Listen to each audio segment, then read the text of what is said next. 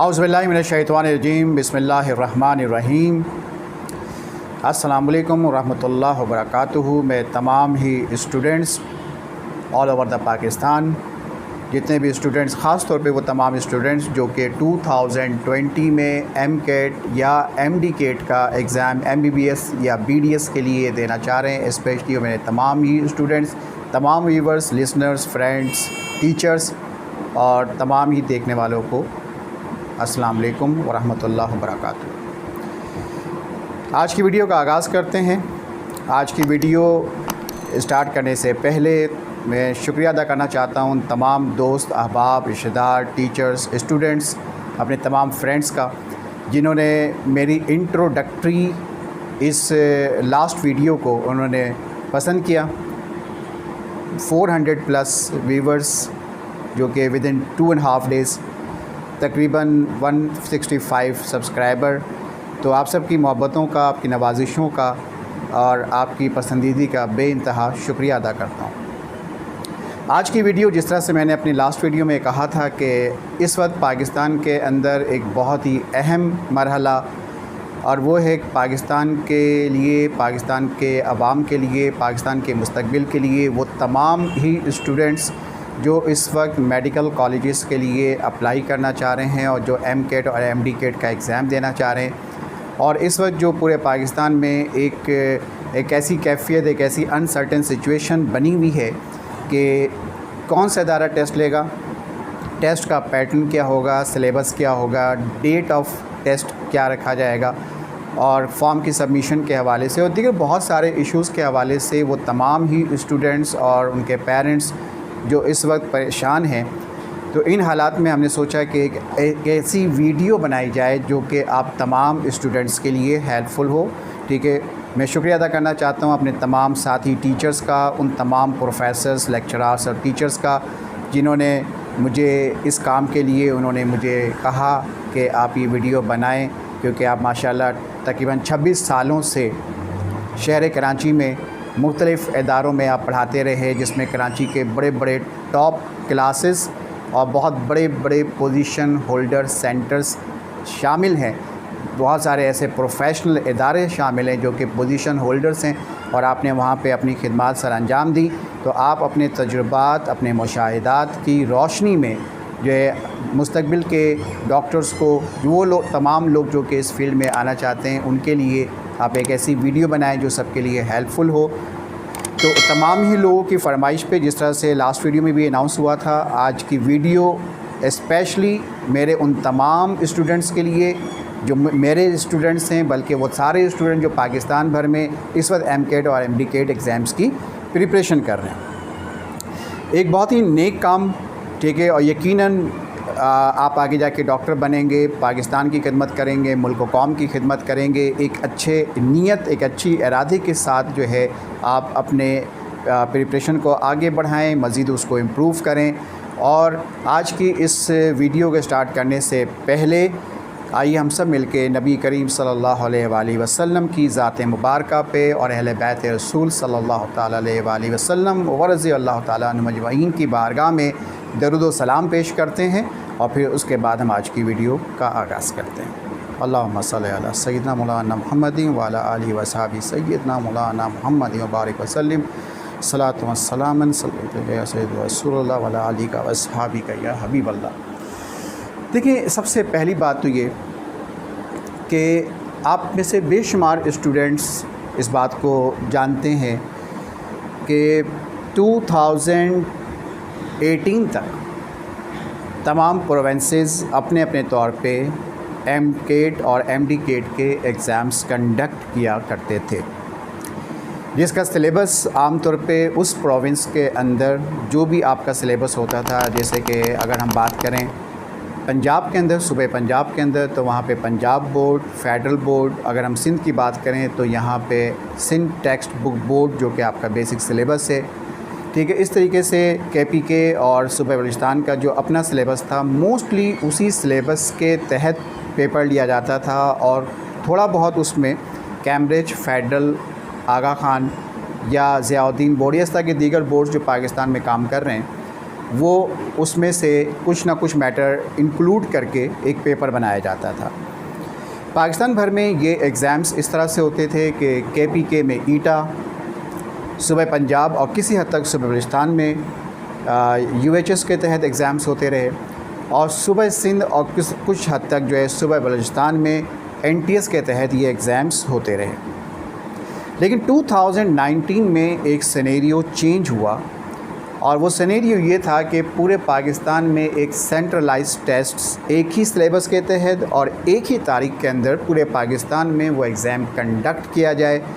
दरमियान में आपको मालूम है कि HSC ने पहले अनाउंस किया कि टेस्ट हम कंडक्ट करेंगे, फिर उसके बाद कुछ प्रॉब्लम्स क्रिएट हुई, ठीक है, और फिर उसके बाद फाइनली ये डिसाइड किया गया कि सिलेबस अपने अपने सूबे के हिसाब से होगा, और सेंट्रलाइज्ड टेस्ट इस तरह से हुए कि एक सेंट्रलाइज्ड टेस्ट सूबे पंजाब का हुआ, उसके साथ सूबे सरहद यानी कि KPK इंक्लूड हुआ, और दूसरा टेस्ट उसके कुछ अरसे के बाद लिया गया जिसमें सूबे सिंध और सूबे बलूचिस्तान के जो स्टूडेंट्स थे उनका MCAT और MDCAT का एग्ज़ाम्स कंडक्ट किया गया।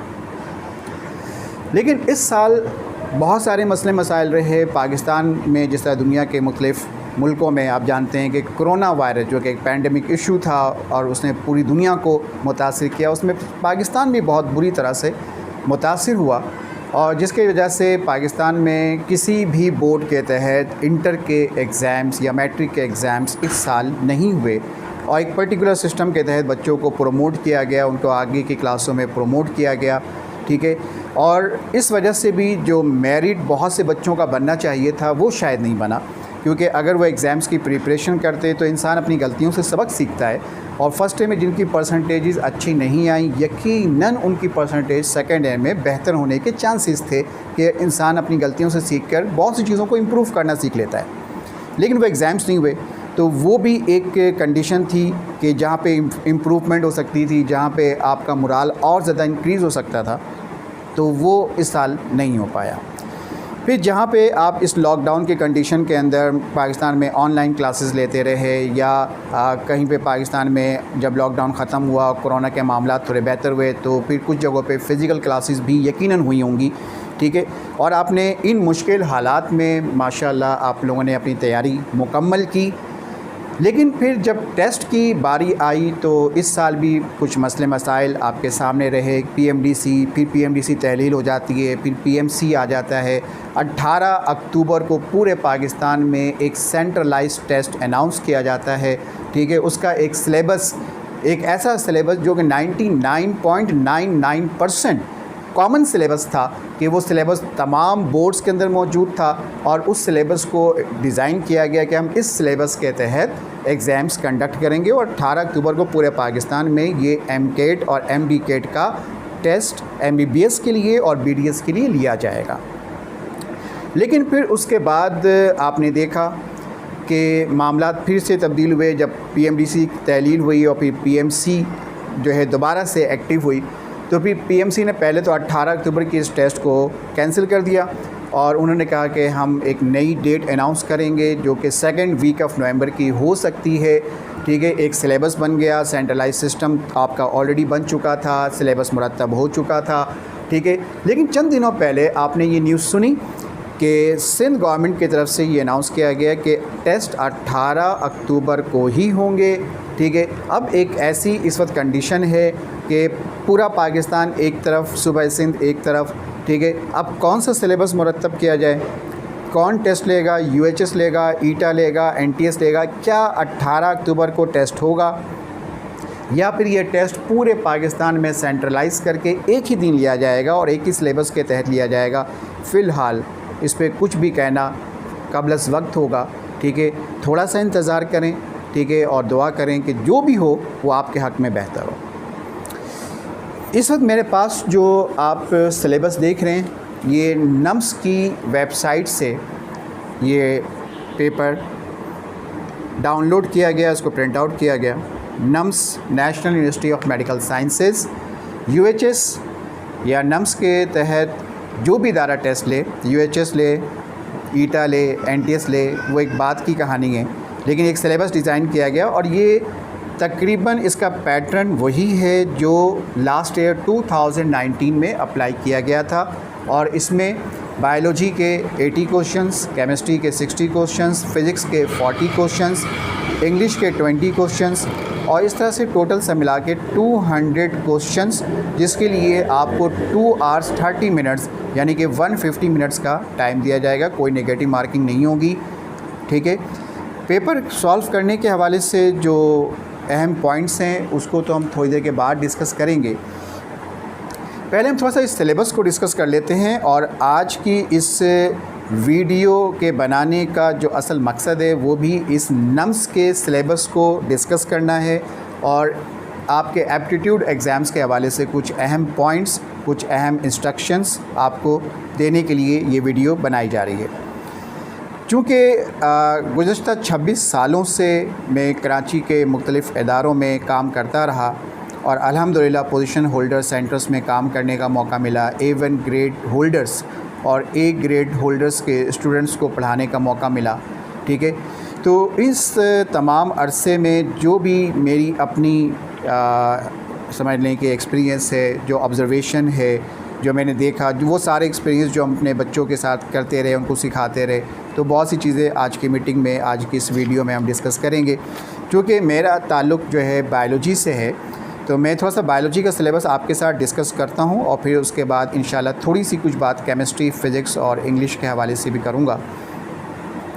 देखिए, केमिस्ट्री, फ़िज़िक्स और इंग्लिश में यकीनन आप जिन टीचर्स से पढ़ रहे होंगे वो भी आपको यकीनी तौर पे गाइड कर रहे होंगे, ठीक है। लेकिन सबसे बड़ा जो एक मरहला है आपके इस एग्ज़ाम्स का, सबसे मैक्सिमम क्वेश्चंस बायोलॉजी से आते हैं और अगर बायोलॉजी में बहुत अच्छा पेपर सॉल्व कर लिया जाए तो इससे आपकी जो परसेंटेज है वो बहुत अच्छी बन जाती है, आपका एग्रीगेट भी बहुत अच्छा बन जाता है और एज़ कम्पेयर टू फ़िज़िक्स और ख़ास तौर पे जो फ़िज़िक्स के न्यूमेरिकल्स होते हैं उसकी वजह से बहुत से स्टूडेंट्स को प्रॉब्लम्स होती हैं। अगर हम बायोलॉजी के टेस्ट के हवाले से बात करें तो 17 चैप्टर्स का एक कॉमन पेपर डिज़ाइन किया गया आपके MCAT या MDCAT एग्ज़ाम्स के लिए और इसमें कोशिश की गई कि ऐसे चैप्टर्स या ऐसे टॉपिक्स को निकाल दिया जाए कि अगर वो सिलेबस STB में मौजूद है, फेडरल में मौजूद है, तो सपोज़ आगा खान में नहीं है, या बहुत सारे ऐसे चैप्टर्स हैं, बहुत सारे ऐसे टॉपिक्स हैं जो कैम्ब्रिज के स्टूडेंट्स नहीं पढ़ते, जिसमें आमतौर पे kingdom Monera, kingdom Protista, kingdom fungi, kingdom Plantae, kingdom animalia, ये वो टॉपिक्स हैं जो कि आमतौर पे जो कैम्ब्रिज के स्टूडेंट्स होते हैं उनके सिलेबस में शामिल नहीं है। और ये जो नम्स का पेपर डिज़ाइन किया गया, जो सिलेबस डिज़ाइन किया गया एग्ज़ाम्स के लिए, उसमें इस बात का ख्याल रखा गया कि ऐसे तमाम चैप्टर्स और टॉपिक्स को शामिल नहीं किया जाए जो कि कैम्ब्रिज के सिलेबस में नहीं है, ठीक है, या फेडरल और STB के दरमियान, ठीक है, पंजाब बोर्ड और सिंध टेक्स्ट बुक बोर्ड के दरमियान जो डिफरेंस आ रहा है या दीगर बोर्ड्स में डिफरेंस आ रहा है। अब देखिए, इसमें जो चैप्टर्स हैं 17 चैप्टर्स इसमें डिज़ाइन किए गए। पहला चैप्टर है सेल, दूसरा बायोलॉजिकल मॉलिक्यूल, ठीक है। अगर STB के स्टूडेंट मुझे सुन रहे हैं, वो स्टूडेंट जो कराची बोर्ड से या सिंध के डिफरेंट बोर्ड से जिन्होंने इंटर का एग्ज़ाम क्लियर किया, तो उनको बताता चलूँ कि सेल का चैप्टर शामिल है, बायोलॉजिकल मॉलिक्यूल के साथ एंजाइम का चैप्टर शामिल है। तो ये शुरू के 3 चैप्टर बन जाते हैं, ठीक है। चैप्टर नंबर 1 आपको मालूम है अच्छी तरह से कि पिछले 15 सालों में, मैं अक्सर अपने स्टूडेंट्स को भी कहता हूं कि पिछले 15 सालों में चैप्टर 1 से कोई 1-2 क्वेश्चन बने हैं और वो भी इतने इंपॉर्टेंट नहीं है, तो चैप्टर 1 को इतना काउंटेबल नहीं है, ठीक है। Chapter 2 biological molecule, chapter 3 enzyme, chapter 4 cell शामिल है। चैप्टर नंबर 5 जो वैरायटी ऑफ लाइफ है, ये भी किसी हद तक जो है शामिल है, लेकिन इसमें वो टॉपिक शामिल नहीं है जो कि किसी और बोर्ड्स में नहीं है, ठीक है। फिर उसके बाद चैप्टर 6 बैक्टीरियोलॉजी, ठीक है, ये ज़्यादा इंक्लूड नहीं किया गया। चैप्टर 7 इस तरह से, फिर 8, 9, 10 ये ज़्यादा इंक्लूड नहीं किया गया। चैप्टर नंबर 4 इसमें इस सिलेबस के अकॉर्डिंग, क्योंकि तरतीब थोड़ी सी मिक्सिंग है, फर्स्ट है और सेकंड है, दोनों के हवाले से, तो चैप्टर नंबर 4 इसमें जो रखा गया है वो सेल डिवीज़न है, यानी कि माइटोसिस मियोसिस, जो कि STB के अंदर और फेडरल के अंदर चैप्टर 7 है, ठीक है, सेकंड ईयर की बुक में। और फिर उसके बाद बायो एनर्जेटिक्स का वैरायटी ऑफ लाइफ का चैप्टर जो कि फ़र्स्ट है चैप्टर 5 है। फिर उसके बाद बायो एनर्जेटिक्स जो कि फ़र्स्ट है चैप्टर 11 है। फिर गैसेस एक्सचेंज जो कि फ़र्स्ट है चैप्टर नंबर 13 है। फिर ट्रांसपोर्ट इन प्लांट्स और ट्रांसपोर्ट इन ह्यूमन, दोनों को अलग किया गया, ठीक है, प्लांट्स, एनिमल्स, ह्यूमन्स को अलग किया गया। और ये बज़ाहिर यहाँ पे 8वां और 9वां चैप्टर है, लेकिन अगर आप अपनी बुक के अंदर देखेंगे तो चैप्टर नंबर 14 है। फिर उसके बाद चैप्टर नंबर 10 इम्यूनिटी रखा गया, ये भी आपके चैप्टर 14 में, यानी कि आपकी एसटीबी और फेडरल के अंदर जो फर्स्ट रहेगा चैप्टर नंबर 14 है, उसको 3 हिस्सों में डिवाइड किया गया, चैप्टर नंबर 8, 9 और 10। अब इसके बाद आ जाएँ चैप्टर नंबर 11 होम्योस्टेसिस, ये आपके सेकेंड ईयर के अंदर चैप्टर नंबर 1 है। फिर muscle and movement chapter number 2 second year. फिर कम्युनिकेशन यानी कि कंट्रोल एंड कोऑर्डिनेशन, ये सेकेंड ईयर चैप्टर नंबर 3 में शामिल है, ठीक है। फिर उसके बाद रिप्रोडक्शन सेकेंड ईयर चैप्टर 4।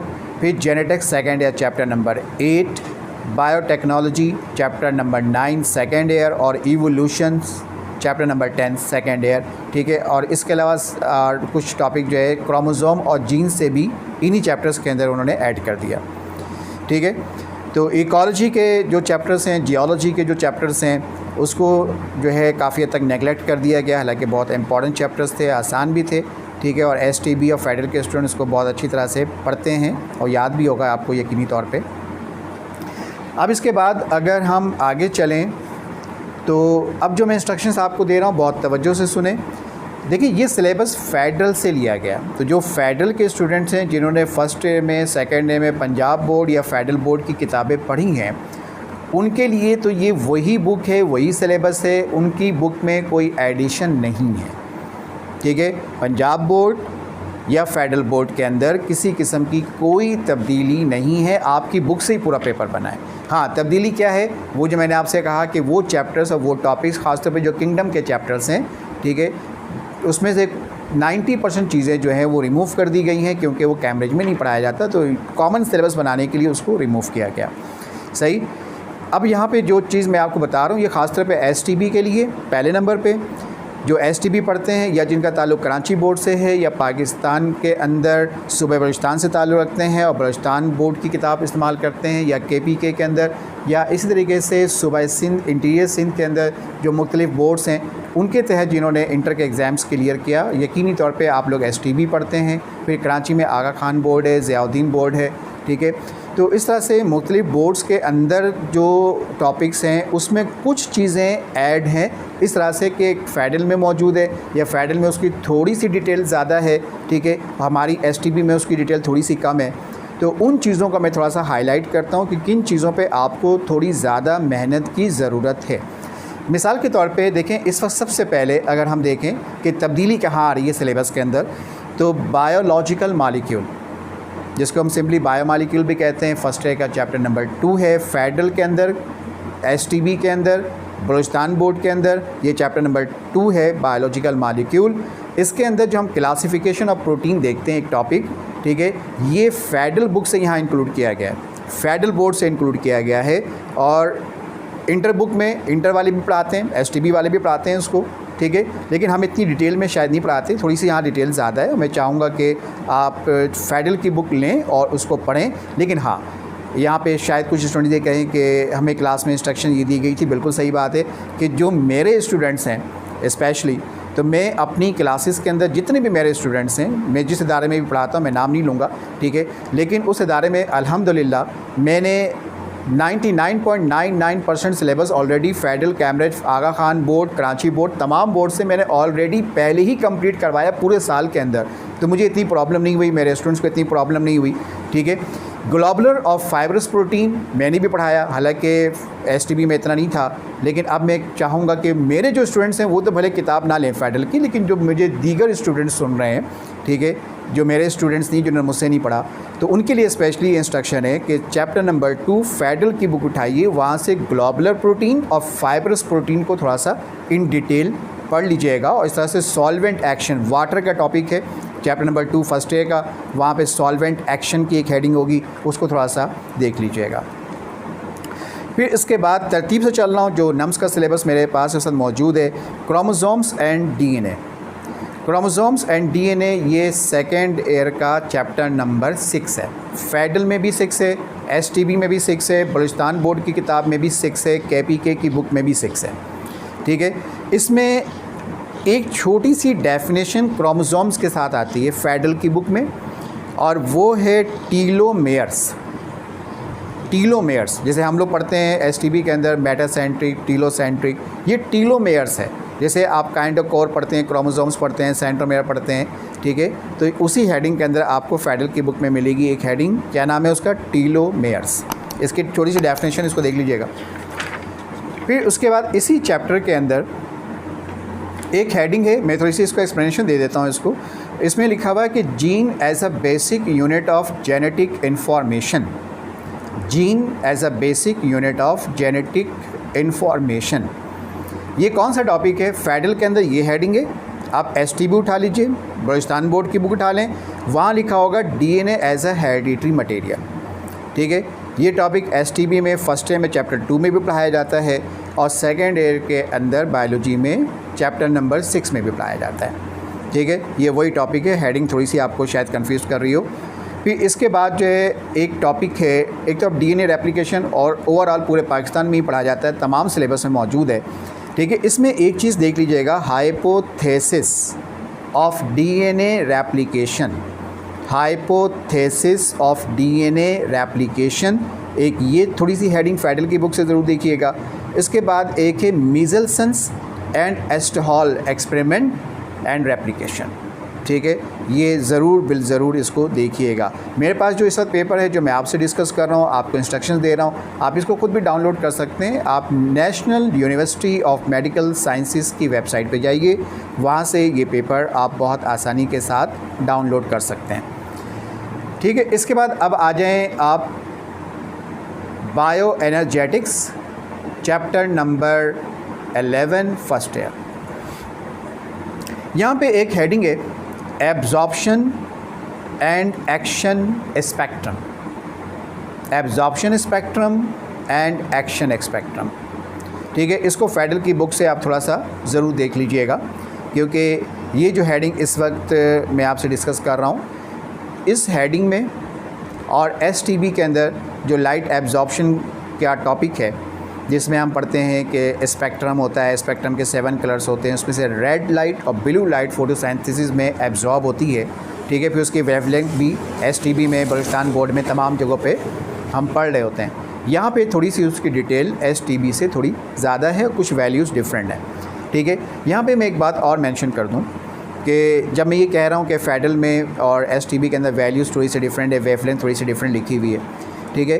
तो अब यहाँ इस पॉइंट पे बहुत सारे स्टूडेंट्स कंफ्यूज्ड हैं कि अगर कहीं पे कोई कंट्रोवर्सी आ रही है, कि मिसाल के तौर पे किसी चीज़ के बारे में STB में कुछ और लिखा हुआ है, KPK की बुक में कुछ और लिखा हुआ है, फेडल में कुछ और है, पंजाब बोर्ड में कुछ और है, बलूचिस्तान बोर्ड में कुछ और है, तो वहाँ पर हम अपना आंसर किस तरीके से क्लिक करेंगे, ठीक है। मैं हमेशा से कहता रहता हूँ और आज भी मैं आपको ये कह रहा हूँ कि जिस बोर्ड के तहत आपने अपने इंटर का एग्ज़ाम क्लियर किया है, उस बोर्ड को फॉलो करें।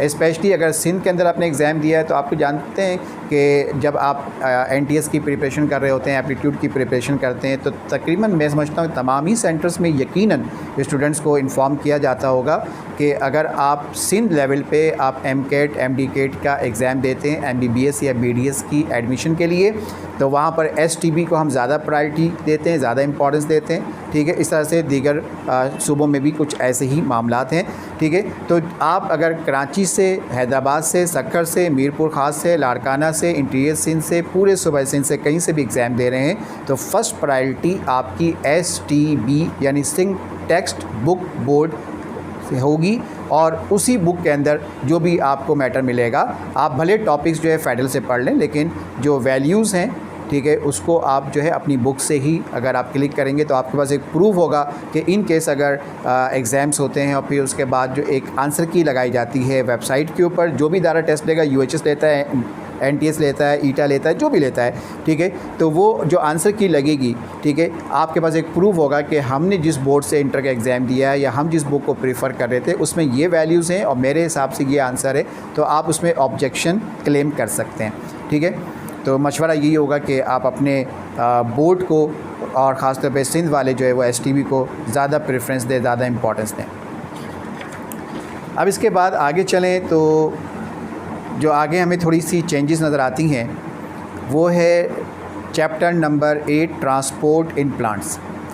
इसमें एक टॉपिक तमाम बोर्ड्स के स्टूडेंट पढ़ते हैं, कैम्ब्रिज वाले भी पढ़ते हैं, एसेंट ऑफ शेप। उस एसेंट ऑफ शेप के अंदर एक तो हम रूट प्रेशर पढ़ते हैं, दूसरी जो हम चीज़ पढ़ते हैं वो आपको याद है कि उसमें ट्रांसपैरेशन पुल हम पढ़ते हैं, जिसमें दो किस्म की फोर्सेस होती हैं, एक कोहेसिव फोर्स और एक एडहेसिव फोर्स। यहाँ पे एक टेंशन का भी थोड़ा सा जिक्र आपने करना है, जो कि आपको फेडरल की बुक में आपको ये हेडिंग मिल जाएगी, ठीक है। इसके अलावा इसी नम्स के सिलेबस में ट्रांसपोर्ट इन प्लांट्स के अंदर ज़ीरो फाइट्स की भी एक हेडिंग मिलती है, ठीक है। लेकिन एसटीबी के अंदर ज़ीरो फाइट्स का जो टॉपिक है वो फर्स्ट ईयर के अंदर इतनी नहीं है जितनी कि सेकेंड ईयर। गौर से सुनिए, सेकेंड ईयर चैप्टर नंबर 1 जहाँ हम ऑस्मो रेगुलेशन पढ़ रहे होते हैं, वहाँ पर आपको ज़ीरो फाइट्स के बारे में आपको बहुत सारी डिटेल्स मिल जाएंगी जो आपके इस सिलेबस को कवर कर लेगी। फिर उसके बाद अब आप आ जाएँ ट्रांसपोर्ट इन ह्यूमन। इसमें एक छोटी सी हेडिंग जो कि मैं तो लास्ट में पढ़ाता हूँ कि जब मैं अनकंट्रोल्ड हाइपरटेंशन की बात करता हूँ, हाइपरटेंशन तमाम सिलेबस में मौजूद है। और फिर अनकंट्रोल्ड हाइपरटेंशन आप जानते हैं कि कोरोनरी आर्टरी थ्रोम्बस उसका बेसिक कॉज होता है, ठीक है। तो वहाँ पे हम ये देखते हैं कि हार्ट के कौन से वाल्व ब्लॉक हैं और किस वजह से अनकंट्रोल्ड हाइपरटेंशन है। तो वहाँ पे हम ईसीजी भी करवाते हैं, इकोकार्डियोग्राफी भी करवाते हैं। और अगर एक पेशेंट ये कहता है कि रेस्टिंग में सही रहता है, लेकिन जब एक्सरसाइज कर रहा होता है या वॉक कर रहा होता है या जॉब के ऊपर होता है, वर्किंग के अंदर होता है, तो उसका हार्ट बीट बढ़ जाता है या उसका ब्लड प्रेशर बढ़ जाता है, तो फिर वहाँ पे एक और टेस्ट भी हम रेकमेंड करते हैं, ETT यानी कि एक्सरसाइज टॉलरेंस टेस्ट, ठीक है। अब यहाँ पे मुख्तसर तौर पे मैं आपसे अर्ज़ करूँ कि ECG का एक टॉपिक जो कि आम तौर पे STB के अंदर नहीं पढ़ाया जाता, बहुत कम टीचर्स हैं वो अपने तजुर्बे की बुनियाद पे पढ़ा देते हैं। मैंने अल्हम्दुलिल्लाह उसको पढ़ाया था उस वक्त जब ये सिलेबस नहीं बना था, ठीक है। ECG, इसकी जो वेव्स बनती हैं, इसकी जो वैल्यूज़ होती हैं, सेकंड्स की वैल्यू वो भी याद कीजिएगा, और किस सेकंड के अंदर एट्रियल कॉन्ट्रैक्शन हो रही है, किस में वेंट्रिकुलर कॉन्ट्रैक्शन यानी कि सिस्टोल, और कौन से फेज़ के अंदर जो है एट्रियो वेंट्रिकुलर डायस्टोल हो रहा है, P, फिर QRS कॉम्प्लेक्स और फिर T सेगमेंट, ठीक है। ये पूरा जो ECG का ग्राफ बनता है इसके बारे में ज़रूर पढ़िएगा। इसमें कितनी लीड्स इस्तेमाल होती हैं, ठीक है। 12 लीड्स आमतौर पे होती हैं, बताता चलूँ आपको 12 लीड्स होती हैं, ठीक है। तो इसके बारे में थोड़ा सा ज़रूर पढ़िएगा, ठीक है, ताकि आप बहुत सेटिस्फाई हो जाएं कि आपका जो अगर ECG से अगर आपका कोई MCQ बनता है तो आपको किसी किस्म की कोई प्रॉब्लम ना हो। बहुत फेवरेट टॉपिक है, हॉट फेवरेट टॉपिक है। ECG एक बहुत कॉमन टेस्ट है जो कि कार्डिक पेशेंट्स को और हाइपरटेंसिव पेशेंट्स को करवाया जाता है। वैक्सीनेशन के बारे में थोड़ी सी डिटेल में आप टॉपिक पढ़ लेंगे तो ज़्यादा बेहतर हो जाएगा। वैक्सीनेशन का टॉपिक बहुत से चैप्टर्स में है, सिर्फ एक चैप्टर में नहीं है, ठीक है। वैक्सीनेशन क्या होती है, सबसे पहली वैक्सीन किसने बनाई, किस चीज़ की वैक्सीन बनी, ठीक है। और वैक्सीन दरअसल होती क्या है, एंटीबॉडीज़ कैसे बनती हैं, एंटीजन्स कैसे होते हैं, एंटीजन एंटीबॉडी रिएक्शन कैसे होता है, ठीक है। तो थोड़ा सा इसको इन डिटेल पढ़िएगा क्योंकि STB वगैरह में इसकी डिटेल कम है, फेडरल की बुक में थोड़ी ज़्यादा है। अब इसके बाद आगे चलें तो होम्योस्टेसिस का चैप्टर है, इसमें कोई तब्दीली नहीं है, ठीक है। पीछे भी बहुत सारे चैप्टर ऐसे गुजरे जिसका जिक्र मैंने नहीं किया, उसमें कोई तब्दीली नहीं थी। मसल एंड मूवमेंट जो कि सेकेंड ईयर का चैप्टर नंबर 2 है, कराची के अंदर, सिंध के अंदर, तमाम बोर्ड्स के अंदर, ठीक है। और उसमें एक चीज़ मैं आपको थोड़ा सा बता दूं, थोड़ा सा इस पर तवज्जो दीजिएगा। देखिए, माइक्रो फिलामेंट सब पढ़ते हैं, स्लाइडिंग फिलामेंट जो है सभी पढ़ रहे होते हैं, जो कि हक्सले का डिस्क्राइब किया हुआ है स्लाइडिंग फिलामेंट थ्योरी, ठीक है। Control of action, myosin, actin कैसे कॉन्ट्रैक्ट करवा रहे होते हैं मसल को, ये सारी चीज़ें आप पढ़ते हैं। Interaction and use of energy for muscular contraction, ये मस्कुलर कॉन्ट्रैक्शन का जो टॉपिक है उसको इन डिटेल पढ़ने की ज़रूरत है। क्रॉस ब्रिज कैसे बनता है, एक्टोमायोसिन कैसे बनता है, ठीक है। आइंस किस तरह से काम कर रहे होते हैं, ECF एक्स्ट्रा सेलुलर फ्लूइड्स क्या होते हैं, ICF इंट्रा सेलुलर फ्लूइड्स क्या होते हैं, उन फ्लूइड्स के अंदर जो आइंस की कंसंट्रेशन होती है, सोडियम की, पोटाशियम की, वो इनसाइड आउटसाइड कितनी होती है, थोड़ा सा इस पर ज़रूर फोकस कीजिएगा, ठीक है। और माइटोकॉन्ड्रिया जिसके अंदर आपकी एनर्जी स्टोर होती है in the form of ATP, जो कि आपकी एनर्जी करेंसी है, किस तरह से यूटिलाइज़ होती है और एक मस्कुलर कॉन्ट्रैक्शन में कितनी एनर्जी यूटिलाइज़ होती है, ठीक है। इन सब चीज़ों के बारे में थोड़ी सी डिटेल आपको आप अपने बोर्ड्स के अलावा थोड़ा फेडरल की बोर्ड से भी आपको जो है इसको इन डिटेल कर लेना चाहिए। अच्छा, आमतौर पे STB के जो स्टूडेंट्स हैं वो पढ़ते हैं कि there are 3 types of neurons, sensory, motor और इंटर न्यूरॉन। इसी इंटर न्यूरॉन को रिले न्यूरॉन्स भी कहते हैं, जो कि फेडरल की बुक में रिले न्यूरॉन्स की हेडिंग में आपको मिलेगा। तो ये ऑलरेडी हम कर लेते हैं, बस इतने याद रखें कि relay neuron is a type of simply inter neuron, दोनों चीज़ें एक हैं। फिर उसके बाद आगे चलें तो हमें रिप्रोडक्शन में कोई तब्दीली नज़र नहीं आती। फिर उसके बाद जेनेटिक्स के अंदर एक छोटी सी हेडिंग है फेडरल की बुक में, बाकी बोर्ड्स के स्टूडेंट फेडरल की बुक से करें, और वो है रिकॉम्बिनेशन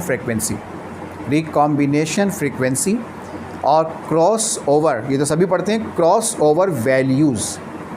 ठीक है, इसको थोड़ा सा फेडरल की बुक से ज़रूर पढ़ लीजिएगा।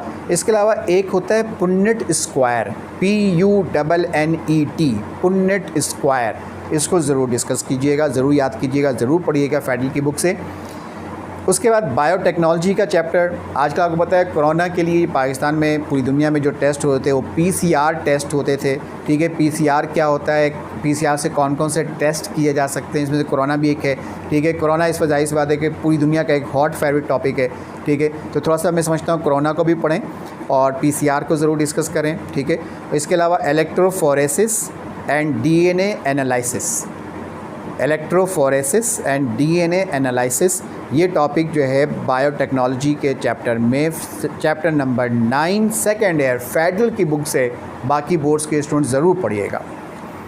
ठीक है, फिर उसके बाद 17वां चैप्टर इस सिलेबस का जो है सेकेंड ईयर चैप्टर 10 इवोल्यूशन, इसमें किसी किस्म की कोई तब्दीली नहीं है। तो ये तो बायोलॉजी की बात थी। अगर हम बात करते हैं अब थोड़ी सी इंग्लिश, केमिस्ट्री और फिज़िक्स के हवाले से, तो ये मेरे सब्जेक्ट्स नहीं, लेकिन थोड़ा बहुत जो मुझे मालूम है।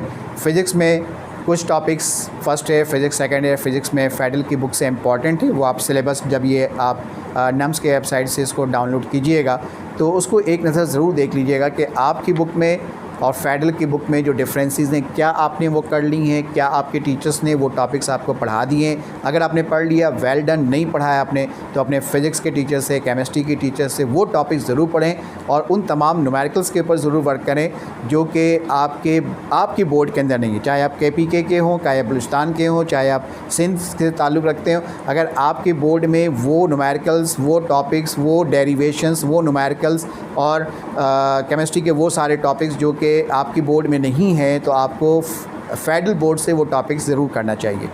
इंग्लिश का सिलेबस तकरीबन पूरे पाकिस्तान का एक जैसा है। वोकैबुलरीज जितनी भी कर लें कम है, ग्रामर जितनी स्ट्रॉन्ग हो इतना अच्छा है। ठीक है, तो इंग्लिश में यकीनी तौर पे जो आपने मेहनत की है यकीनी तौर पे आपने की होगी और वही आपके लिए इनफ है। इंग्लिश के सिलेबस में कोई ख़ास तब्दीली नहीं है। जो तब्दीली थी थोड़ी सी बायोलॉजी में, मैंने आपसे डिस्कस किया, केमिस्ट्री में भी है, फ़िज़िक्स में भी है। ठीक है, जो आप लाजमी तौर पे कीजिएगा। अब यहाँ पर जो STB के स्टूडेंट्स हैं जो पिछले कई दिनों से मुझसे इन कांटेक्ट रहे, कुछ स्टूडेंट व्हाट्सएप पे मुझे मैसेज करते रहे, कुछ स्टूडेंट कॉल के ज़रिए, कुछ स्टूडेंट मैसेंजर के ज़रिए जो मुझसे इन कांटेक्ट रहे, मेरे अपने स्टूडेंट जो फिज़िकली मुझसे क्वेश्चंस करते रहे, उसमें से एक क्वेश्चन बड़ा इंपॉर्टेंट था जिसको मैं यहाँ पे डिस्कस करना ज़रूरी समझता हूँ।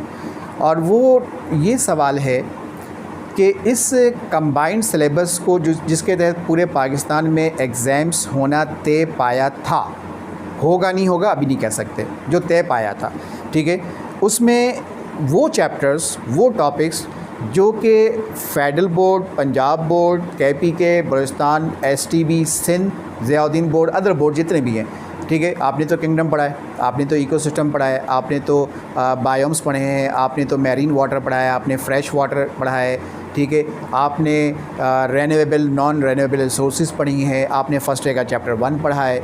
तो ये सारे टॉपिक्स तो अब इस सिलेबस में नहीं है। तो स्टूडेंट्स का सवाल ये था कि क्या ये सारे टॉपिक्स जो अब इस कंबाइंड सिलेबस में नहीं हैं, क्या हम इसको याद करें या इसको छोड़ दें। पहली बात तो ये कि 18 अक्टूबर की डेट आए हुए काफ़ी दिन हो गए। अगरचे कि 18 अक्टूबर को टेस्ट होगा या नहीं होगा वो एक अलग मैटर है, लेकिन आपकी प्रिपरेशन यकीनन अपने बोर्ड्स, अपने सिलेबस, अपने टीचर्स के इंस्ट्रक्शंस के अकॉर्डिंग हुई और आपने बहुत सारी जगहों पे ग्रांड टेस्ट भी हुए हैं, हो रहे हैं, ठीक है। आप उस ग्रांड टेस्ट में पूरी बुक की प्रिपरेशन के साथ अपीयर हो रहे हैं। तो मैं समझता हूँ कि जब आपने याद कर लिया है तो उसको रिवाइज़ करने में आपको इतना टाइम नहीं लगेगा, आप सेफ़ साइड हो जाएंगे। ज़्यादा पढ़ के जाएंगे टेंशन कम होगी, कम पढ़ के जाएंगे तो टेंशन ज़्यादा होगी, ठीक है। आपके पास अभी वक्त है, ठीक है, जब तक कि कंडीशन मुकम्मल तौर पे वाज़ेह नहीं हो जाती कि कौन टेस्ट लेगा और कब टेस्ट होगा, ठीक है, उस वक्त तक आपके पास टाइम है। अपने टाइम को यूटिलाइज़ कीजिए और जो चीज़ें पढ़ ली हैं उसको माइनस नहीं करें, अपने सिलेबस को ऐड करें, अपने सिलेबस को प्लस करें, माइनस नहीं कीजिएगा। वो सारे टॉपिक्स, वो चैप्टर जो आप पढ़ चुके हैं, अगरचे कि इस कॉमन सिलेबस में नहीं है, लेकिन मैं चाहूँगा कि उसको भी रिवाइज़ कर लें ताकि आप बिल्कुल सेफ़ साइड हो जाएँ कि अगर सिंध का टेस्ट अलग भी होता है और STB से आता है तो आपकी तैयारी मुकम्मल है। और अगर इस कंबाइंड सिलेबस के तहत पूरे पाकिस्तान का सेंट्रलाइज्ड एग्ज़ाम एक ही तारीख में होता है तो भी आप कह सकते हैं कि आपकी प्रिपरेशन इसके हिसाब से भी 100% कंप्लीट है, ठीक है। ये वो एग्ज़ाम नहीं है कि आपको दूसरा मौका मिलेगा, ये वो एग्ज़ाम नहीं कि एक सब्जेक्ट में नंबर कम आ गए तो दूसरे में नंबर बढ़ जाएंगे। 7 सब्जेक्ट्स का एग्ज़ाम आपने एक ही दिन जाकर देना है, जिसमें 2 बायोलॉजी, 2 केमिस्ट्री, 2 फिज़िक्स है और 1 इंग्लिश है। 7 सब्जेक्ट्स एक दिन में। और आपकी बचपन की ख्वाहिशात, आपके वालिदैन की ख्वाहिशात कि आप बड़े होकर डॉक्टर बनेंगे, वो सारी ख्वाहिशात, वो सारा फैमिली प्रेशर आपके ऊपर होगा। और सिर्फ 150 मिनट्स का टाइम, 200 क्वेश्चंस, 150 मिनट्स के अंदर ख़ुद अपने कलम से आप अपनी तकदीर उस आंसर शीट के ऊपर लिख कर आ जाएंगे कि आप डॉक्टर बन सकते हैं या नहीं बन सकते, ठीक है। बहुत प्रेशर होता है इस एग्ज़ाम का। कहते हैं कि MBBS का एग्ज़ाम बहुत मुश्किल होता है, अनलिमिटेड सिलेबस, यहाँ पे 200 पेज की बुक ख़त्म नहीं होती, वहाँ 2000 पेजेस के एक बुक होते हैं, ठीक है। अनलिमिटेड सिलेबस होता है, सिर्फ एक सब्जेक्ट को एक बुक से कर लेना काफ़ी नहीं होता, एक सब्जेक्ट के लिए कई किताबें उठानी पड़ती हैं, ठीक है। और बहुत मुश्किल सिलेबस होता है, नेगेटिव मार्किंग भी बहुत से मेडिकल कॉलेजेस में होती है, ठीक है। तो एक बहुत बड़ा सिलेबस होता है, बहुत मुश्किल एग्ज़ाम होता है, ठीक है।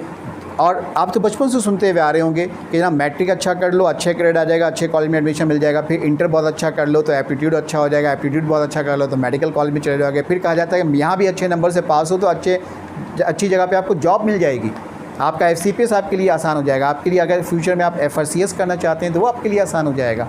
मेहनत तो हर जगह होती है, लेकिन सबसे ज़्यादा टेंशन वाला एग्ज़ाम, सबसे ज़्यादा प्रेशर वाला एग्ज़ाम, सबसे ज़्यादा मुश्किल एग्ज़ाम जिसके लिए आपके ऊपर बेइंतहा प्रेशर होता है, वो कोई और एग्ज़ाम नहीं, वो MCAT, वो MDCAT, वो एप्टीट्यूड एग्ज़ाम है जो आप दे रहे होते हैं, ठीक है।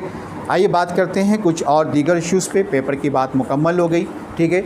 कुछ छोटी छोटी सी चीज़ें जो आमतौर पे स्टूडेंट्स मुझसे डिस्कस किया करते हैं, आइए ज़रा उसको डिस्कस करते हैं, ठीक है। अब मिसाल के तौर पे एक तो स्टूडेंट्स ये सवाल करते हैं अक्सर, हालांकि कि इस सवाल के जवाब सेशन के शुरू में दिया जाता है, मैंने अल्हम्दुलिल्लाह अपने स्टूडेंट्स को बताया भी था कि कितने घंटे पढ़ें। डॉक्टर बनने के लिए ये सवाल गलत है कि कितने घंटे पढ़ें। डॉक्टर बनने के लिए सवाल ये होना चाहिए कि कितने घंटे नहीं पढ़ें, ठीक है। तो एक चीज़ ये हो गई। दूसरी बात ये कि इस मौके पे बहुत से स्टूडेंट कह रहे हैं, ख़ासतौर पे जो STB के स्टूडेंट्स हैं, जो कराची के स्टूडेंट्स हैं, वो ये कह रहे हैं कि फ़ेडल की बुक ख़रीद लें, फ़ेडल की बुक से प्रिपरेशन शुरू कर दें। मेरा सवाल सिर्फ इतना है कि 2 साल इंटर के और ये कई महीने जो आपके एप्टीट्यूड की प्रिपरेशन में आपने यूटिलाइज़ किए, इस पूरे अरसे में भी आप अपने 7 सब्जेक्ट्स को A to Z, page number 1 की लाइन नंबर 1 से लास्ट पेज की लास्ट लाइन तक अभी तक आपकी ग्रिप नहीं है, 100% ग्रिप नहीं है, ठीक है। होंगे चंद गिनती के स्टूडेंट, वरना 100% ग्रिप आपकी 7 सब्जेक्ट्स पे अभी भी नहीं है। अभी भी मज़ीद तैयारी की आपको ज़रूरत है और अब चंद दिन रह गए। फ़ेडल की बुक ख़रीद तो लेंगे, क्या पढ़ पाएंगे आप?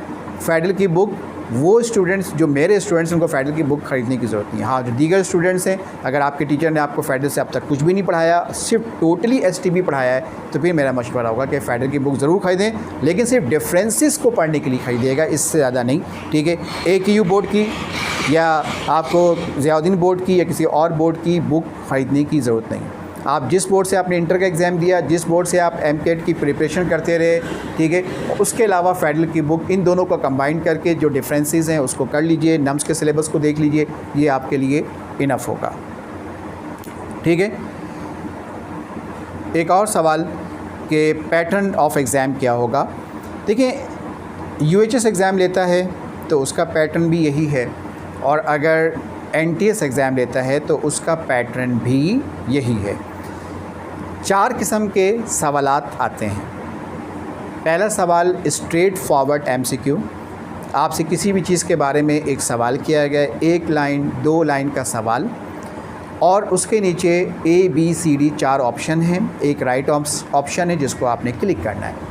इसको कहते हैं straight forward simple MCQs, straight forward simple MCQs। दूसरा जो पैटर्न है वो है पिक्टोरियल क्वेश्चंस। पिक्टोरियल क्वेश्चन में एक डायग्राम बनी हुई होती है, उस डायग्राम की लेबलिंग या उस डायग्राम की किसी अहम चीज़ की इम्पॉर्टेंस, उसका स्ट्रक्चर, उसका फंक्शन, उसके बारे में सवाल हो सकता है। यानी कि जो डायग्राम बनी होती है सम टाइम उस डायग्राम से डायरेक्टली क्वेश्चन पूछा जाता है और सम टाइम उस डायग्राम की मदद से इनडायरेक्टली भी क्वेश्चन पूछा जा सकता है। ठीक है, फिर इसके बाद आगे देखें, एक और क्वेश्चन आता है जिसको हम कहते हैं charting based question. Charting based question क्या होता है कि एक चार्ट बना हुआ होगा, उस चार्ट के अंदर ABCD ऑप्शन मौजूद होंगे, उसी में से आपने क्लिक करना है। लेकिन बाज़ दफ़ा ये चार्टिंग क्वेश्चन इस तरह से भी आता है कि एक चार्ट बना हुआ होता है, जस्ट उसको रीड करें, रीड करने के बाद नीचे एक और क्वेश्चन होता है, उस चार्ट से पहले भी क्वेश्चन है, फिर चार्ट बना हुआ है, उस चार्ट के अंदर ऑप्शंस नहीं है, स्टेटमेंट्स लिखी हुई हैं, ठीक है, कैरेक्टरिस्टिक्स लिखे हुए हैं, डिफरेंसेस लिखी हुई हैं, वैल्यूज़ लिखी हुई, कुछ भी हो सकता है। ठीक है, फिर उसके नीचे एक क्वेश्चन है, उसके नीचे 4 ऑप्शन है। ठीक है, तो ये चार्टिंग बेस्ड क्वेश्चन 2 किस्म के होते हैं, एक विद इन ऑप्शन होता है और एक में ऑप्शन होता है आफ्टर चार्ट। ठीक है, तो ये हो गए आपके 3 पैटर्न्स। जो आपका 4th पैटर्न है, ठीक है, वो 4th पैटर्न है double option MCQs। Double option MCQs क्या होते हैं? डबल ऑप्शन MCQ होता है एक क्वेश्चन छोटा सा, जैसे सपोज़ करें रिगार्डिंग क्रोमोसोम, ठीक है, रिगार्डिंग क्रोमोसोम। अब उसके नीचे रोमन के अंदर या काउंटिंग के अंदर 1 2 3 4 5 कुछ स्टेटमेंट्स लिखे हुए होते हैं। ठीक है, स्टेटमेंट्स के बाद फिर एक क्वेश्चन आता है और उस क्वेश्चन के नीचे फिर ऑप्शंस होते हैं ABCD। अब सपोज़ करें A में लिखा हुआ है कि statement number 1 and 3 are correct. ठीक है, ऑप्शन B में लिखा हुआ है कि statement number 1 3 5 are correct, 1 2 4 are correct suppose. ठीक है, इस तरह से ये भी लिखा हो सकता है कि ऑल स्टेटमेंट्स आर करेक्ट। सही, तो इसको कहते हैं डबल ऑप्शन MCQs। तो ये भी एक पैटर्न है। तो टेस्ट सेंट्रलाइज हो या नहीं हो, NTS ले या UHS ले, पैटर्न यही 4 होंगे। कौन से pattern? Straight forward simple MCQs, pictorial questions, charting based questions with in option और ऑप्शंस आफ्टर द चार्ट। ठीक है, और डबल ऑप्शन MCQ, यही 4 पैटर्न्स होंगे चाहे कोई भी एग्ज़ाम ले। ठीक है, एक और सवाल जो इस वक्त स्टूडेंट्स बहुत ज़्यादा पूछ रहे हैं, वो सवाल ये है कि अब चंद दिन रह गए हैं। अगर 18 अक्टूबर को टेस्ट होता है तो चंद दिन रह गए हैं, अगर नवंबर में होता है तो चंद हफ्ते रह गए हैं। इस अरसे में हम अपनी प्रिपरेशन किस तरीके से और अच्छी तरीके से इम्प्रूव कर सकते हैं?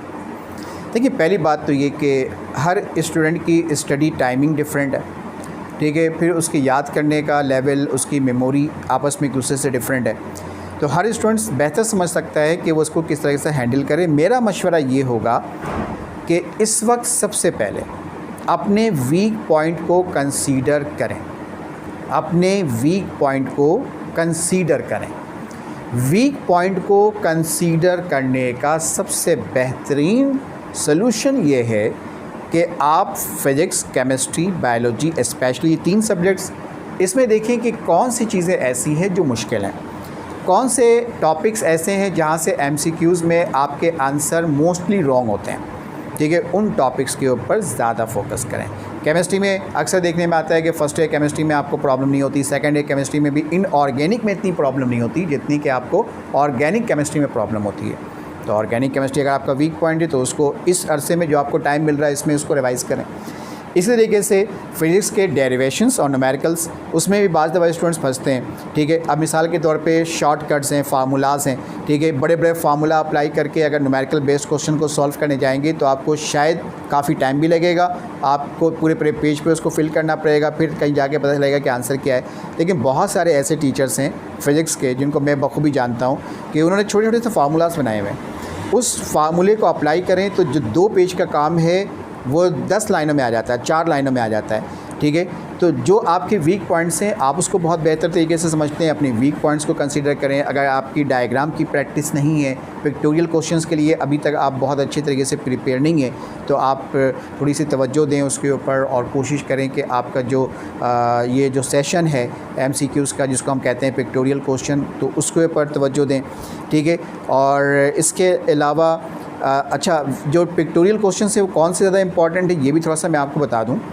देखिए, पहली बात तो ये कि ये बात तो इस वक्त कहना बहुत आम सी बात लगेगी कि आप चाहे आपकी प्रिपरेशन UHS के हवाले से चलती रही या NTS के हवाले से, यकीनी तौर पे आपने पास्ट पेपर सॉल्व किए होंगे, यकीनी तौर पे आपने पास्ट पेपर जैसे सवालात भी सॉल्व किए होंगे, ठीक है। तो आपकी प्रैक्टिस यकीनी तौर पे होगी। लेकिन अगर नहीं है तो इन दिनों में कोशिश कीजिए कि जो पंजाब के स्टूडेंट हैं, जो बलूचिस्तान के स्टूडेंट हैं, वो ख़ास तौर पे UHS के पास्ट पेपर्स, जो KPK के स्टूडेंट्स हैं वो ईटा के पास्ट पेपर्स, और जो सिंध के स्टूडेंट्स हैं, सिंध प्रोविंस के, वो NTS के पास्ट पेपर्स ज़रूर उसकी प्रैक्टिस कीजिए। और अगर कोई वीक पॉइंट उसमें है, किसी क्वेश्चन को समझने में आपको प्रॉब्लम हो रही है, तो उसको अपने टीचर से ज़रूर डिस्कस कीजिए ताकि आपके वीक पॉइंट्स ना रहें, ठीक है। अब कुछ टॉपिक्स ऐसे हैं जिसको मैं थोड़ा सा एक्सप्लेन कर दूं एज अ बायोलॉजी टीचर कि कौन से टॉपिक्स ऐसे हैं जिसको आखिरी के दिनों में ज़्यादा पढ़ने की ज़रूरत महसूस हो सकती है। सबको नहीं, लेकिन मोस्टली ज़्यादातर स्टूडेंट्स को।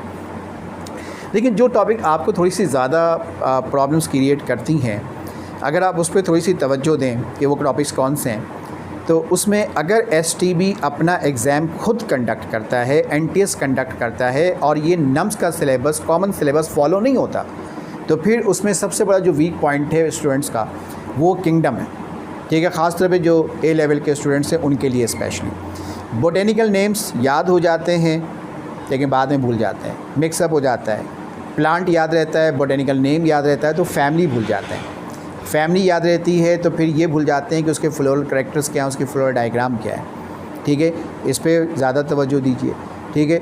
इसी तरीके से अच्छा, स्पीशीज़ की तादाद आमतौर पे NTS नहीं पूछता, UHS भी शायद नहीं पूछता, ठीक है। लेकिन फिर भी आप कर लें तो बेहतर है, नहीं करें तो ठीक है, छोड़ दें उसको, क्योंकि आमतौर पे वो नहीं आता। लेकिन मेरा मशवरा होगा कि जितना ज़्यादा अच्छा पढ़ के जाओगे इतनी टेंशन तुम्हारी कम हो जाएगी, ठीक है। तो कर लें तो बहुत अच्छी बात है। साइंटिस्ट के नाम बहुत कम आते हैं लेकिन आते हैं थोड़े बहुत, ठीक है। डेट्स आमतौर पे नहीं आती, कर लेंगे तो बहुत अच्छी बात हो जाएगी। और मैं अपने स्टूडेंट्स को हमेशा कहता हूँ कि कर लें तो बेहतर है, ठीक है। अच्छा, जो वीक पॉइंट है, एक तो चैप्टर 9 बता दिया मैंने आपको बोटेनिकल नेम्स फैमिलीज़ के हवाले से। फिर आगे चलें चैप्टर नंबर 10 के ऊपर, तो उसमें रेक्टिफिकेशन है, क्लासिफिकेशन, क्लासेस के एग्जाम्पल्स, ठीक है। लार्वल नेम, मुख्तलिफ ऑर्गेनिज़म, मुख्तलिफ क्लासेस के अंदर जो लार्वा का नाम होता है वो आप भूल जाते हैं, उस पर फोकस कीजिए। चैप्टर नंबर 11 बायो एनर्जेटिक्स में glycolysis, Krebs cycle, light reaction की दोनों साइकिल्स यानी कि साइक्लिक और नॉन साइक्लिक, फोटो फॉस्फोराइलेशन, और डार्क रिएक्शन के साइकिल्स जो हैं, इसके स्टेप्स जो है बहुत सारे स्टूडेंट जो है भूल जाते हैं। और ख़ास तौर पे कौन से स्टेप में NADH2 बन रहा है, किस में ATP बन रहा है, किस में FADH2 बन रहा है, किस में GTP बन रहा है, ठीक है। इलेक्ट्रॉन ट्रांसपोर्ट चेन, ये बहुत सारे स्टूडेंट्स का वीक पॉइंट है। इसको ज़रूर आखिरी दिनों में यानी बिफ़ोर एग्ज़ाम, ठीक है, जब भी आपका एग्ज़ाम हो उससे चंद दिन पहले उसको ज़रूर रिपीट कीजिएगा, ठीक है। फिर इसी तरीके से अगर हम आगे जाएं तो जो हमारा एक और वीक पॉइंट जो ज़्यादा सामने आता है वो सेकेंड ईयर में जेनेटिक्स पेडिग्री, ठीक है।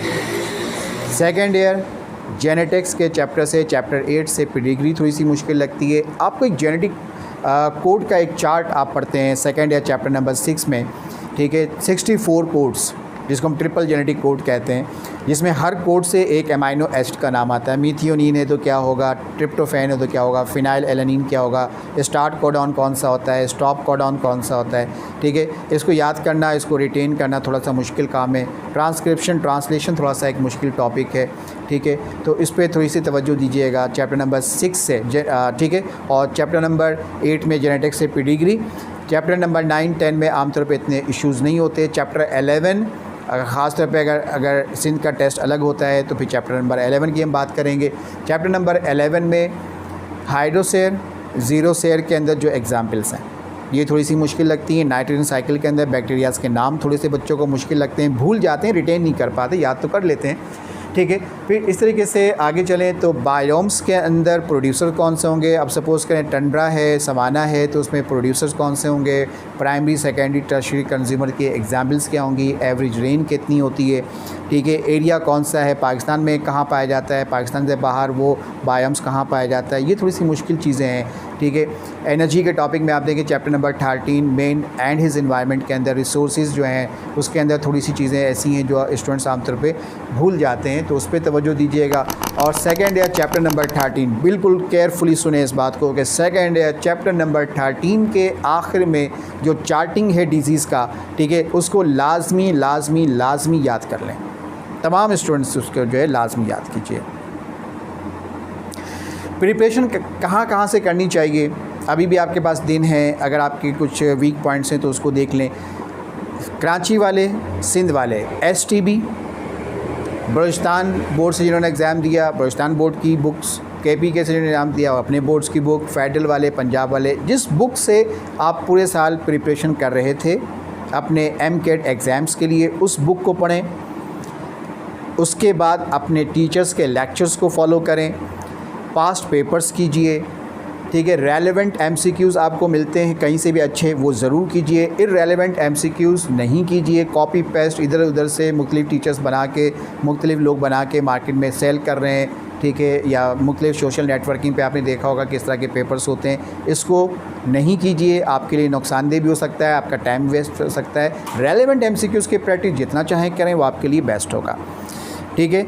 इसके अलावा आपके जो टेस्ट होते रहे, उस टेस्ट के ज़रिए बहुत कुछ आपको सीखने को मिलता है, आपको आपके वीक पॉइंट्स का पता चलता है। वहाँ जो MCQs आपको मुश्किल लग रहे थे उसकी डिस्कशन, उस जैसे और मज़ीद MCQs की प्रैक्टिस, ये सारी चीज़ें आपकी जो है टोटल एग्ज़ाम्स की प्रिपरेशन को मज़ीद इम्प्रूव कर सकती है, ठीक है। एग्ज़ाम से एक दिन पहले आपने क्या करना है, एग्ज़ाम से एक दिन पहले कोशिश करें कि अगर सुबह आपने एग्ज़ाम देना है तो आपकी प्रिपरेशन ज़ोहर तक, एक दिन पहले ज़ोहर तक हो जाए, बहुत ज़्यादा असर तक हो जाए, उस वक्त किताबें बंद कर दें, ठीक है। किताबें बंद करें, अल्लाह से रुजू करें, ठीक है, अपने नबी के वसीले से, पंजतन पाक के वसीले से, या आप किसी और मज़हब के पैरोकार हैं, जो भी आपका तरीक़ा इबादत है, ठीक है, उसके तहत जो है अपने परवरदिगार से अपनी दुआ करें, ठीक है। दूसरों से दुआ करवाएं, ना जाने किसकी दुआ आपके हक़ में कबूल हो, ठीक है। कम से कम 5 से 6 घंटे अपनी नींद पूरी कीजिए। अगर आपको नींद नहीं आ रही है तो कोई ऐसी टैबलेट्स अपने डॉक्टर के मशवरे से ले लें जिससे आप 4-5-6 घंटे सो जाएँ और आप ज़हनी तौर पे फ़्रेश हो जाएँ, ठीक है। सुबह उठने के बाद नमाज़ फ़जर अदा कीजिए, अल्लाह ताला से दुआ करें, हो सके तो फ़जर से थोड़ा पहले उठें, तहज्जुद की नमाज़ पढ़ें, फिर फ़जर की नमाज़ पढ़ें। और जहाँ भी आपका सेंटर है, कोशिश करें कि घर से इस तरह से निकलें कि अपने सेंटर आप कम से कम वक्त से 1.5 घंटे पहले पहुँच जाएँ, वक्त से 1.5 घंटे पहले पहुँच जाएँ, क्योंकि बड़े बड़े ग्राउंड्स में MCAT MD-CAT के एग्ज़ाम्स होते हैं, रास्ते में ट्रैफिक जैम होता है, फिर वहाँ पहुँच के अपनी सीट तक पहुँचने में आपको काफ़ी टाइम लग जाता है, क्योंकि रूम्स में एग्ज़ाम्स नहीं होते। बड़े बड़े ग्राउंड्स में, ओपन ग्राउंड्स में, जैसे कराची के अंदर आपको मालूम है कि NAD ग्राउंड के अंदर जो है टेंट लगे हुए होते हैं और वहाँ जाके आप एग्ज़ाम दे रहे होते हैं। तो रूम्स के अंदर तो रोल नंबर फाइंड आउट करना बहुत आसान है, लेकिन यहाँ थोड़ा सा मुश्किल काम है। फॉर्म्स के हवाले से आप जिस इदारे से एग्ज़ाम दे रहे हैं उसके फॉर्म यकीनी तौर पे आपने फ़िल कर दिए होंगे, सबमिट कर दिया होगा, ठीक है। जिन्होंने नहीं किया बदकिस्मती से, ठीक है, किसी मिसकंसेप्शन की वजह से या अपनी किसी भी मजबूरी के तहत, वो लाजमी कर लें। जिनके डॉक्यूमेंट्स कंप्लीट नहीं है, अभी आपके पास वक्त है, आपके फ़ादर का CNIC, डोमिसाइल PRC, अगर फ़ादर लाइफ नहीं है तो जो भी आपके गार्जियंस हैं, ख़ासतौर पे आपकी मदर है स्पेशली, ठीक है, उनका डोमिसाइल PRC, उनके CNIC आपको चाहिए होगी, ठीक है। और खुदा न खास्ता अगर डिवोर्स कंडीशन है तो फिर उसमें डिवोर्स पेपर भी आप लगा लें तो बेहतर हो जाएगा, क्योंकि उसमें आप गार्जियंस अपने फ़ादर की जगह मदर को बनाएंगे, ठीक है। फिर उसके बाद आपके अपना CNIC, अगर आपकी उम्र 18 साल हो गई है तो भी, 18 साल 2 महीने हो गई तो भी, लेकिन 18 साल अगर आपकी डेट होती है, आपके 18 साल एज होती है उस वक्त जब आप मेडिकल के लिए अप्लाई कर रहे हो, तो उस वक्त जो है आप बे फॉर्म भी लगा दें तो चल जाएगा। लेकिन अगर 18 साल से कम उम्र है तो बे फॉर्म, और 18 साल से ऊपर है तो अगर आपकी उम्र इस 18 साल हो गई है, होने वाली है, तो पहली फुर्सत में जाके अपना CNIC अप्लाई कर दीजिए, ठीक है। आपका डोमिसाइल होना चाहिए, PRC होना चाहिए, ठीक है। इसके अलावा फ़ोटोग्राफ बनवा के रख लें। और इसके अलावा academic documents, matric marksheet, matric certificate अगर आपके स्कूल वालों ने प्रोवाइड नहीं किया तो अपने बोर्ड से हासिल कीजिए, अपने स्कूल वालों के ज़रिए हासिल कीजिए। Inter marksheet, inter provisional certificate, inter character certificate, ये सारी चीज़ें। और अगर आप स्पोर्ट्स में आप हैं और स्पोर्ट्स में आपने कोई कारनामा अंजाम दिया स्पेशली, तो आपके पास जो सर्टिफिकेट्स हैं वो भी आप इसमें डॉक्यूमेंट्स के साथ आपको आगे जाके ज़रूरत पेश आएगी। इस तरह से वो स्टूडेंट जो हाफिज़ कुरान है, इन केस अगर हाफिज़ कुरान, जैसे पिछले सालों में होता रहा कि हाफिज़ कुरान के लिए कुछ एडिशनल नंबर होते थे लेकिन उसका टेस्ट होता था, तो उसके लिए आपको हिफ्ज़ कुरान का सर्टिफिकेट आपको चाहिए होगा। आपकी प्रिपरेशन बहुत अच्छी होनी चाहिए, आप टेस्ट के लिए उसके लिए भी प्रिपेयर होंगे, लेकिन वो टेस्ट आपके एमकेट के एग्ज़ाम के बाद और आपके मेडिकल कॉलेज में एडमिशन से पहले होगा। ठीक है।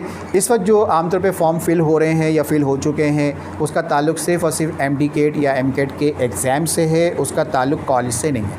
ठीक है। जब आप इस टेस्ट में आपका स्कोर आएगा, फिर उसके बाद जो है आप कॉलेजेस के फॉर्म अकॉर्डिंग टू मेरिट अपना काम कंप्लीट करेंगे। ठीक है जी।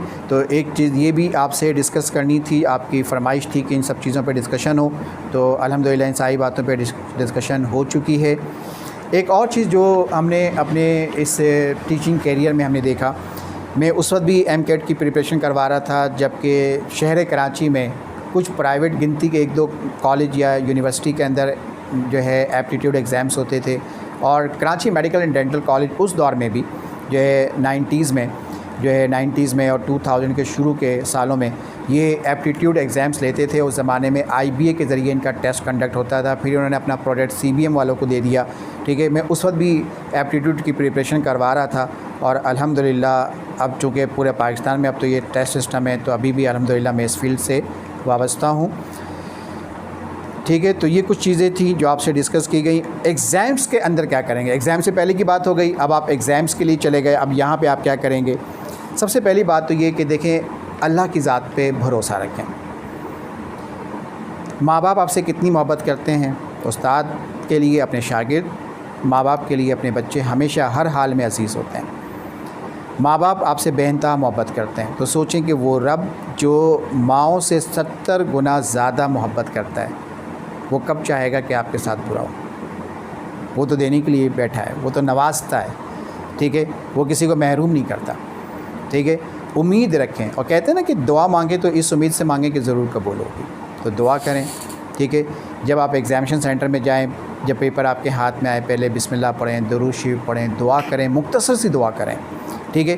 क्वेश्चन पेपर पूरा नहीं पढ़ें, क्योंकि पूरे 200 क्वेश्चन को पढ़ने में आप आधा घंटा ज़ाया करेंगे। ठीक है। ये इंटर का एग्ज़ाम नहीं है। ठीक है। जो सब्जेक्ट आपको आसान लगता है वो पहले करें। अगर मेरे मशवरे पे अमल करना चाहें तो मैं कहूँगा कि पहले आप इंग्लिश कर लें। इंग्लिश वैसे भी अनप्रेडिक्टेबल है। ठीक है। पहले इंग्लिश कर लें, फिर उसके बाद बायोलॉजी कर लें। मेरा मशवरा है कि बायोलॉजी कर लें, फिर उसके बाद जो है केमिस्ट्री कर लें, और फ़िज़िक्स के लिए ज़्यादा टाइम बचाएँ और फ़िज़िक्स आखिर में करें, क्योंकि फ़िज़िक्स के न्यूमेरिकल्स में, डेरिवेशंस टाइप क्वेश्चन्स में आपको थोड़ा सा ज़्यादा टाइम लग सकता है। ठीक है। टाइम मैनेजमेंट बहुत इंपॉर्टेंट है। ठीक है। अल्लाह ताला की ज़ात से उम्मीद रखें कि अगर उसने आपके नसीब में लिखा है कि आप मेडिकल कॉलेज में जाएं, तो आपको मेडिकल कॉलेज ज़रूर मिलेगा। मेहनत आप करें, रिज़ल्ट अल्लाह ताला पे छोड़ दें। ठीक है। और अगर आपकी किस्मत में डॉक्टर बनना नहीं है, हम जो समझते हैं अपने लिए बेहतर, ज़रूरी नहीं कि हमारे लिए बेहतर, जो रब हमारे लिए बेहतर समझता है सबसे बेहतर वो है। ठीक है। तो अगर आप इन केस खुदा न खास्ता अगर आप मेडिकल कॉलेज में आपका एडमिशन नहीं भी होता, ठीक है, तो इसको तकदीर का लिखा समझें, इसको अल्लाह की रज़ा में जो राज़ी होता है, याद रखें कि फिर उसकी रज़ा बाज़ दफ़ा अल्लाह की रज़ा बन जाती। फिर जब आप वो जो चाहते हैं, फिर वो अल्लाह भी वही चाहता है। ठीक है। तो अल्लाह की रज़ा पे राज़ी रखना सीखें। मुझे बहुत सारी दुनिया में ऐसे लोग मिले, मेरे बहुत सारे साथी टीचर्स ऐसे हैं, मैं नाम नहीं लूँगा, जिन्होंने कहा कि मैं चाहता था डॉक्टर बनूँ लेकिन मैं डॉक्टर नहीं बना, लेकिन आज मैं अपनी ज़िंदगी में हर लिहाज से मुतमईन हूँ। मैं बहुत अच्छे पैसे कमा रहा हूँ, बहुत अच्छी जॉब कर रहा हूँ, इज़्ज़त भी है, शोहरत भी है, दौलत भी है। ठीक है। तो ये बात अपनी जगह बिल्कुल हकीकत है कि हमें नहीं पता कि अल्लाह ताला ने हमें किस मकसद के तहत पैदा किया। अव्वल मकसद तो अल्लाह ताला की इबादत है, उसकी इताअत है, उसकी नबी की इताअत है। लेकिन दुनिया में जो हमें काम करना है, हमें नहीं पता कि अल्लाह ताला ने किस मकसद के लिए हमें पैदा किया है। तो बेहतर ये होगा कि मेहनत भरपूर करें ईमानदारी के साथ, लेकिन रिज़ल्ट अल्लाह पे छोड़ दें। अल्लाह ताला आपके हक़ में वही बेहतर करेगा जो आपके हक़ में बेहतर होगा। और दुआ भी ये करनी चाहिए कि अल्लाह जो मेरे हक़ में बेहतर हो तो वही मेरे लिए बेहतर बना दे। आखिर में कुछ छोटी सी कैलकुलेशन है टाइम मैनेजमेंट के हवाले से। देखिए, टाइम मैनेजमेंट ना सिर्फ स्टडी जो आप पूरे साल कर रहे होते हैं उसमें भी एक बहुत अहम किरदार अदा करता है, बल्कि ड्यूरिंग एग्ज़ाम्स जो टाइम मैनेजमेंट है वो सबसे ज़्यादा इंपॉर्टेंस रखता है। मैंने बहुत सारे ऐसे स्टूडेंट्स देखे, आपने भी देखे होंगे, आपने भी सुना होगा, वो ये कहते हैं और बिल्कुल सही कहते हैं, सारे लोग जो है गलत नहीं कह रहे होते, बहुत सारे स्टूडेंट्स सही कहते हैं कि मैं पूरा पेपर आता था लेकिन पूरा पेपर हम कर नहीं सके। क्यों? वो कहते हैं टाइम शॉर्ट था। टाइम शॉर्ट नहीं होता, ठीक है, हमारी टाइम मैनेजमेंट गलत होती है, हमारी प्लानिंग गलत होती है, ठीक है। आई छोटी सी एक कैलकुलेशन है, इसको ज़रा समझने की कोशिश कीजिए। देखिए आपके पास टाइम है गिवन 150 मिनट्स, क्वेश्चंस गिवन होंगे 200, जिसको मैं बता चुका हूँ। 20 question English, biology 80, chemistry 60, physics 40, ये 200 क्वेश्चंस 150 मिनट्स में करना है। कोई भी क्वेश्चन कोशिश कीजिएगा कि ऐसा ना हो कि जिसको आपने अटैम्प्ट ना किया हो, हर क्वेश्चन को अटैम्प्ट करें, इसलिए कि नेगेटिव मार्किंग 2019 से ख़त्म हो चुकी है। अगर कोई नई पॉलिसी एग्ज़ाम से बिल्कुल पहले आ जाती कि नेगेटिव मार्किंग होगी तो वो अलग मैटर है, लेकिन इस वक्त तक जो सिनेरियो है उस सिनेरियो के अंदर मैं बात कर रहा हूँ कि इस सिनेरियो के अंदर नेगेटिव मार्किंग नहीं है। तो मैं चाहूँगा कि आप पूरा पेपर सॉल्व करें, 200 MCQs पूरे सॉल्व कीजिएगा, ठीक है। पहले कोशिश करें कि वो क्वेश्चन करें जिसमें आप 100% सेटिस्फाई हैं कि यही आंसर है, ठीक है। जब पूरा पेपर एक दफ़ा कर लें, अपने पास इतना टाइम बचा के रखें कि फिर उन क्वेश्चंस पे वापस आइए जो आपने नहीं किया, फिर थोड़ा सोचें, गौर करें, उस टॉपिक को आपने पढ़ा है, उस टॉपिक को आपने याद किया है, ठीक है, उस टॉपिक पे थोड़ी सी तवज्जो रखें, तो यकीनी तौर पे बाद दफ़ा गौर व फिक्र करने से आप उस पॉइंट तक पहुंच जाते हैं और सही आंसर क्लिक भी कर लेते हैं, ठीक है। तो कोशिश कीजिएगा कि फिर वो क्वेश्चन अटैम्प्ट करें और फिर जब देखें कि अब सिर्फ चंद मिनट्स बाकी हैं, 15 मिनट रह गए, 10 मिनट रह गए और अब आपको रिटर्न करना है आंसर शीट और अभी तक आपके कुछ क्वेश्चन जो है वो सॉल्व ही नहीं हुए, ठीक है। तो अब तो चूँकि वो क्वेश्चंस आपको नहीं आते क्योंकि आपने फर्स्ट अटैम्प्ट में आपने किया, आपको नहीं आया, सेकंड अटैम्प्ट में सोच समझ के भी अटैम्प्ट कर लिया, नहीं हो सका, तो अब आप क्या करेंगे?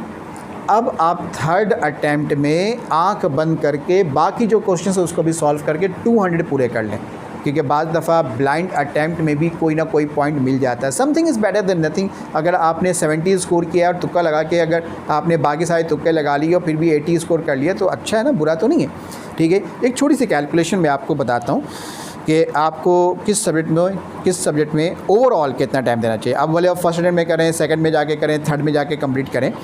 इंग्लिश में 20 क्वेश्चंस होते हैं, अगर 0.5 मिनट पर क्वेश्चन के हिसाब से करें, 0.5 मिनट पर क्वेश्चन, तो 10 मिनट्स में इंग्लिश के 20 सवालात आसानी से हो सकते हैं, ठीक है। अगर इसमें से कोई अच्छा एक चीज़ और कि कभी भी पेपर सॉल्व करते हुए अगर कोई सवाल आपको ज़्यादा मुश्किल लगता है तो बजाय इसके कि एक सवाल पे काफ़ी टाइम ज़ाया किया जाए, ठीक है, बेहतर होगा कि उस सवाल को उस वक्त छोड़ दीजिए, अगले सवाल पे जाएं, ठीक है। आखिर में टाइम बचता है फिर उस सवाल पे वापस आइए, क्योंकि उस सवाल में आप इतने कंफ्यूज हैं कि आपको उस क्वेश्चन को सॉल्व करने के चक्कर में आपका इतना टाइम ज़ाया हो जाएगा कि आखिर में पूरा पेपर आप नहीं कर पाएंगे। तो इस चीज़ पे ख़ास तवज्जो रखिए, ठीक है। और कोशिश ये कीजिए कि पहले वो सब्जेक्ट करें, मैंने आपको एक मशवरा दिया, लेकिन आप पहले वो सब्जेक्ट करें जिस सब्जेक्ट में आपको कमांड ज़्यादा है, क्योंकि अगर शुरू में आपने वो सब्जेक्ट कर लिया जो आपको मुश्किल लगता है, ठीक है, या सपोज़ उसका पेपर भी मुश्किल आता है, अब आपने वो सवालात वो सब्जेक्ट आपने पहले कर लिया और उसमें खुदा न खास्ता आपका पेपर अच्छा नहीं होता, वो उस सब्जेक्ट के MCQs आपके सही सॉल्व नहीं होते, आप कंफ्यूज हो जाते हैं, ठीक है। तो वो जो आपके ऊपर टेंशन जनरेट होगा, उस टेंशन की वजह से आगे जाके जो आप मज़ीद सवालात सॉल्व करना चाहते हैं, शायद वो टेंशन की वजह से उसमें भी आप ब्लेंडर्स मारेंगे, ठीक है। तो मेरा मशवरा ये होगा कि आप खुद डिसाइड करें कि आप किस सब्जेक्ट में ज़्यादा परफेक्ट हैं, पहले उस सब्जेक्ट के MCQ सॉल्व कीजिए। बायोलॉजी में 80 क्वेश्चंस हैं, कुछ क्वेश्चन बहुत आसान होते हैं, जैसे आपको पता है कि NTS का फॉर्मेट जो पिछले साल में रहा, ठीक है, उसमें क्या था, एक होता है वेरी इजी, कुछ क्वेश्चंस होते हैं इजी, कुछ होते हैं एवरेज, ना बहुत मुश्किल ना बहुत आसान, नॉर्मल, कुछ होते हैं हार्ड, कुछ होते हैं वेरी हार्ड, ठीक है, इस तरह से पैटर्न होता है। तो कुछ क्वेश्चंस तो ऐसे होते हैं जो कि with in few second solve हो जाते हैं, और कुछ क्वेश्चंस ऐसे भी होते हैं जिसको सॉल्व करने के लिए थोड़ा सा टाइम चाहिए होता है, क्वेश्चन बड़ा होता है, सिनेरियो बड़ा होता है, चार्ट पढ़ना है, डायग्राम को देखना है, समझना है और फिर आंसर पे आपने जाना है। तो बायोलॉजी में एवरेज 0.5 अगर आसान सवाल है, मैक्सिमम 0.5 पर मिनट, ठीक है, 0.5 मिनट पर क्वेश्चन, दोबारा सुन लें, आसान सवालात हैं तो मैक्सिमम से मैक्सिमम 0.5 मिनट पर क्वेश्चन, यानी 30 सेकंड में एक क्वेश्चन हो जाना चाहिए। और मुश्किल सवालात हैं तो 45 सेकंड के अंदर एक क्वेश्चन हो जाना चाहिए। बायोलॉजी में इंग्लिश में मैंने आपसे कहा 0.5 मिनट पर क्वेश्चन लाजमी, यानी कि 30 सेकंड में एक क्वेश्चन होना चाहिए, तो 10 मिनट्स में आपके 20 सवालात हो जाएंगे।